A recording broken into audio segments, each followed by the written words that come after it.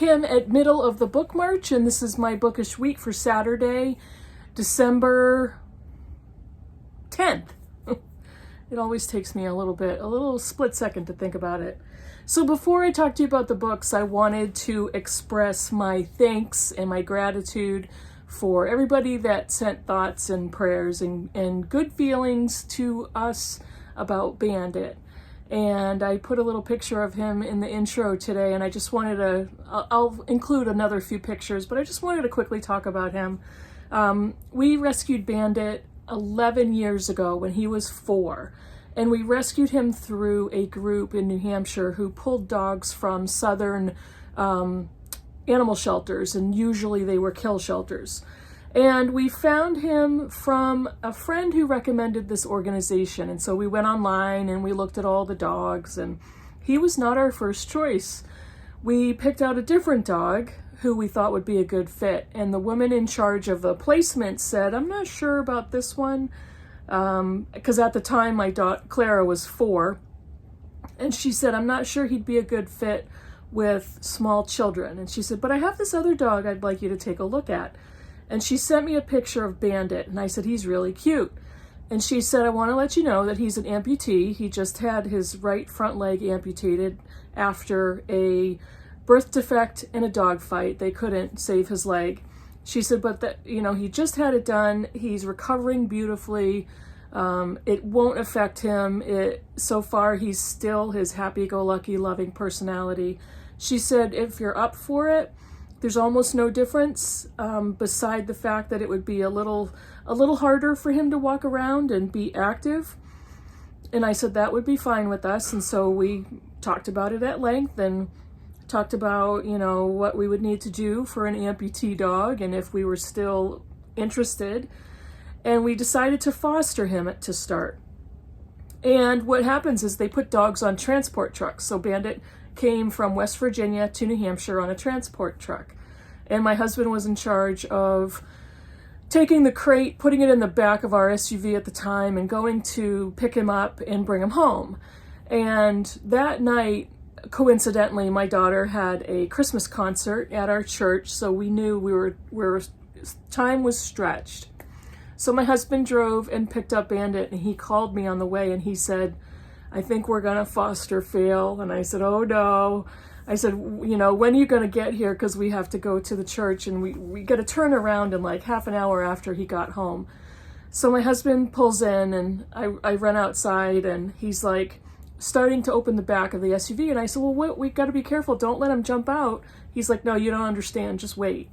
So he opened the back of the truck, and Bandit was in the crate, and his face was just adorable. And Andy opened the crate, and he's like, come on. I said, but he's not on a leash, and he's going to hurt his leg. And he's like, just back up. And Bandit just flew out of the back of the truck, landed on the ground, sat, wagged his tail, looked at us, peed, and that was that. And I couldn't believe it. I couldn't believe how spry he was and how capable he was. And just the cutest little white and brown dog. And we brought him inside. We walked him around the house, walked him into the master bedroom. He looked at the bed, jumped on it, and proceeded to fall asleep. And we're like, well, we can't leave him here. He just got here. We have to go to the concert. And Andy said, let's just cover him up. So he laid in our bed, and we put the blankets on him, went to the concert. We got back about 3 hours later. He was in the exact same spot, fast asleep. So from very first day, he was a perfect match for us. He was the perfect dog, the best we've ever had. And sorry if I get a little emotional, but in the past we had rescued greyhounds, and we loved greyhounds. We had 4 of them over the years. Greyhounds are also very large couch potatoes, believe it or not. But Bandit was just perfect for us. He was the most perfect dog, and I can't imagine getting another one. And honestly, I don't think we want to at this stage in our lives. I think we're all done dealing with poop.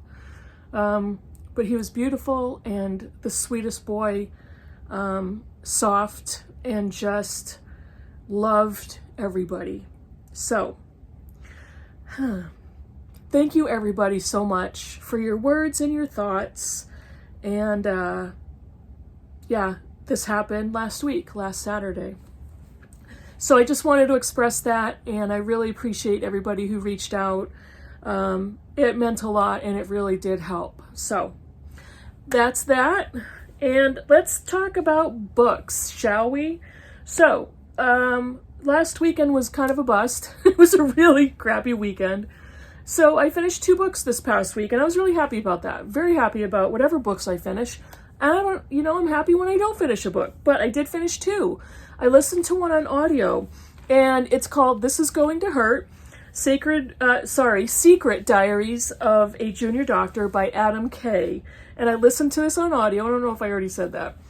Adam Kay was a junior doctor for the NHS in Great Britain, the National Health Service. I think that's what it stands for. And this is a book basically of him reciting diary entries. And I think the diary starts the early 2000s. And he basically is reciting his diary entries, and he offers dates as he's talking about them. But he worked in an OB/GYN division of medicine in Great Britain. It's mostly very funny because he ended up getting out of the medical profession. He's basically a comedian and, writer and all that type of thing. But he got out of the medical profession. He stopped being a doctor. He gave up his practice and his livelihood because I think he just got to the point where he had enough. And I almost just told you why, but I won't do that because it's at the very end of the book. But most of his entries are exceptionally funny. And he talks about husbands believing that babies come out of the same place that pee comes out of. And he talked about so many women who are requesting elective C-sections. He talked about why they're requesting those C-sections, and they're trying to get it on a specific date. He worked with one couple who was Chinese, and the husband had requested an elective C-section on a specific date. And Dr. K thought it's because of the Chinese calendar, and there are different dates that are very auspicious and different dates that are very negative. And he thought he'd like to be culturally sensitive, and he wanted to see if he could fulfill the request. And he asked the question, and he said, "Oh, is that an auspicious date for you?" And the husband looked at him funny, and he said, "Well, no, it's just going to make sure our child can get to school in a different year." Oh, okay. And so there was a lot of things like that. And he did talk about how he got started in medicine. He talks a lot about the British healthcare system. So a lot of it is quite different than an American healthcare system. It's very, very different. He was very funny. He talks a lot about medical procedures, medical personnel. One of my quibbles was that there were certain entries that made patients sound very stupid, and it was kind of insulting. But not all of them are like that. But one thing that struck me is what he said about the healthcare system and his job. He talked a lot about how little he was paid, and that doctors in the UK don't get into the profession for glory or for salary. And it's completely different in the United States. We don't have socialized medicine. We don't have universal health care. And every part of medicine is private. Obviously, unless you are on Medicare or Medicaid. Medicare is for the elderly and retired, and Medicaid is for people in poverty. But even then, you are so tightly limited as to where you can get health care, whether it's maintenance or catastrophic care. It's such a different atmosphere in the US. Doctors are wealthy, and even doctors just coming out of med school, they have astronomical student loans, but the majority of them have such a huge earning potential that it's insane. It's quite different than the British system is. So that was a really fun audiobook. Somewhat, I'm cringing on this diary entry. A lot of things you may not want to listen to. It can get gory and very medical. So if you're not into medical stories, you might want to think twice about it. But on the whole, it was pretty funny, and I enjoyed the audiobook. He does recite it. He's got a great voice. And the book has been made into a show, I think, and I don't remember what channel, but there is a miniseries, I think, or a limited series. So, what was the other book I finished? Young Mungo by Douglas Stewart. Finally, I got to this book. Oh, good gracious, oh my God, oh shit, I don't know what you want to say about this book. I was floored at how bleak and depressing and dark and wow it is. Oh gosh, I was not expecting this. There were parts of it that seemed very much like a continuation of Shuggy Bane. It's not the same characters, but the family is similar. 3 children, one of them girls, alcoholic mother, dead father. And they live in a tenement in Glasgow along with the entire rest of the community in this area. And Mungo is the youngest of the 3 siblings, and his brother Hamish is kind of a local thug, a local future mob boss. As an 18-year-old, he has a 15-year-old girlfriend who just gave birth to their baby, and he's a very violent, very angry, rageful young man. And Mungo's next oldest sibling is Jody, their sister, who is about a year older than Mungo, or maybe 2 years older than Mungo. She is the sibling in the family who's intelligent, has goals, has aspirations, wants to go to university. And Mungo, who is a young gay boy who probably has undiagnosed Tourette's. And obviously these 3 kids have come out of a home where their father died when Mungo was born or right after, and their mother is a very neglectful, very severe alcoholic, and they are often left to fend for themselves for months at a time. This is, again, a story of a young boy discovering his sexuality, trying to figure out his way in the world, hates school, is afraid of becoming like his brother, and what happens when he meets a young man that they fall in love. Gosh, the very beginning of the story starts off with Mungo going on a fishing/camping trip with 2 men that Mungo's mother set up. She wanted him to go with these men on a weekend in the outdoors to try to teach Mungo how to be a man. And it goes tragically wrong and very dark and very violent. It's horrifying. The book goes back and forth between sequences of the present and what happened on Mungo's fishing trip and the boy he fell in love with and the family stories. But it is so bleak and so horrific. It was difficult. And, you know, I'm used to reading books like this. I'm used to reading books with trauma and violence and drama. But this one, I don't know why. This one hit me a little bit differently. Maybe because it was like, what is Stewart trying to tell us? What is he trying to say? And for me, the biggest message was the existence of toxic masculinity, the lack of opportunity, the lack of agency that these young people had in their lives, the lack of hope, hopelessness, and no future. It was just that bleak and dark. So I gave it 4 stars because the writing is spectacular. Stewart is just a wonderful writer, and I love the writing. But this is a rough one, so worth the read for sure. But, you know, read a good one, a good, charming, cozy mystery beforehand. Read something upbeat and happy afterwards, which I'm doing on audio right now. But yeah, that was a rough one for sure. I had one DNF last week, which was disappointing. I DNF'd a book called Yale Needs Women by Anne Gardner Perkins, and the subtitle is How the First Group of Girls Rewrote the Rules of an Ivy League Giant. Now, I got to 40% of this book, and I decided to DNF it because we all know the outcome. We all know that Yale went co-ed a long time ago, and we all know, you know, the population of different genders at Ivy League colleges, and Yale is no exception. It's definitely interesting to see when that started, 1968, what kind of obstacles women were up against, what kind of barriers were there from inside and outside of Yale.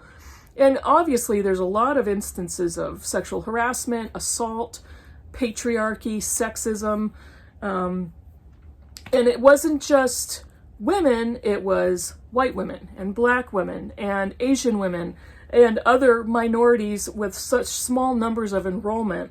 So nothing surprised me in the book. It was repetitive. It was one chapter after another of a lot of different women's names, a lot of which are important, which is awesome. I understand that. But I got a little bored. And almost halfway through the book, I'm waiting for, let's get out of the early 70s. Excuse me. And this is when the second wave of feminism was just getting going and just getting fired up.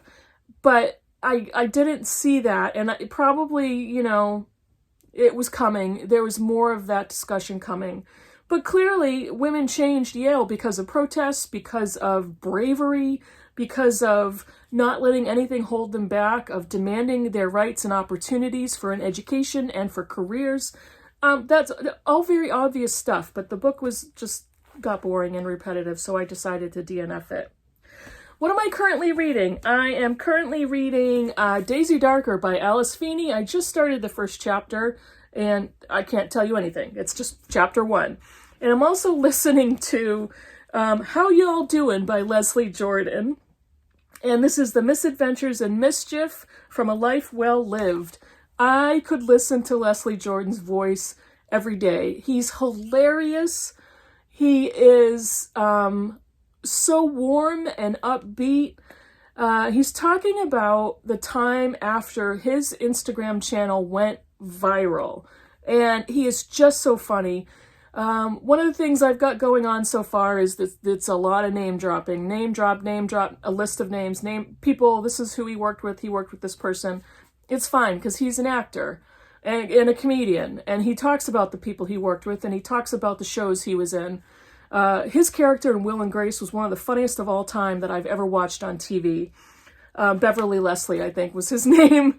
And him and Megan Mullally together, it's like comic gold for me. I remember watching them together. Leslie Jordan, this book came out in 2021, and he just recently passed away after a car accident where I believe he was having a medical situation and crashed and died, and just so tragic and so sad. But I'm a little over halfway through the audiobook. He, of course, narrates it. He is so funny, so out in being gay, and talks about his childhood when he came out, talks about his career, talks about his recovery from addiction. Just funny and warm and awesome. I love it so far. And it's not that long of an audiobook. I'll probably be done early next week. So that is it for my bookish week last week. Again, thank you very much for everybody for your sympathy and your thoughts about Bandit. I really appreciated that. Let me know in the comments below if you're reading anything that I read or am reading, or what you think about any of the books I was talking about. And I will see you in the next video. Bye, everybody.